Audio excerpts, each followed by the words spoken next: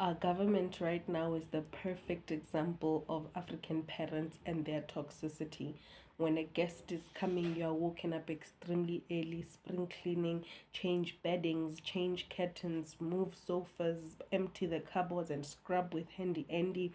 Just do a lot, and then they even join you to help you.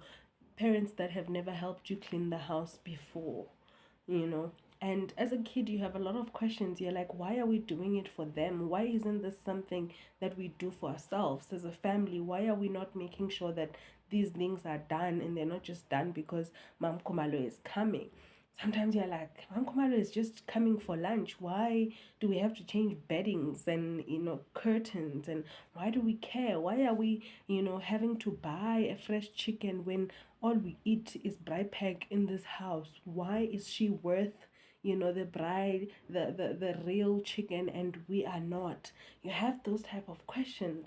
It is the same with what Fikile Mbalula said a few days ago about women for change and the proposed shutdown. He's like, we need to fix it as a family. It's the toxicity of African parents. How many rape cases have been swept under the carpet, and children were told not to go to the police or not to tell neighbors and the community? We need to fix it as a family. You can't afford for the world to see that this is what your family is going through, or for the community to see that this is what is happening in the family. What will we eat if you speak in public and then your uncle or your father, your molester and your raper is arrested?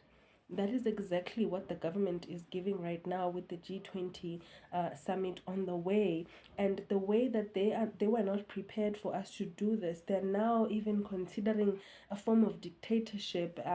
Because I heard Amahem Hemogut, there are some things that are proposed. Wuti, protests and marches should not be allowed from the 17th to the 21st. And if that's the case, then that's when you know that as a government you've completely failed.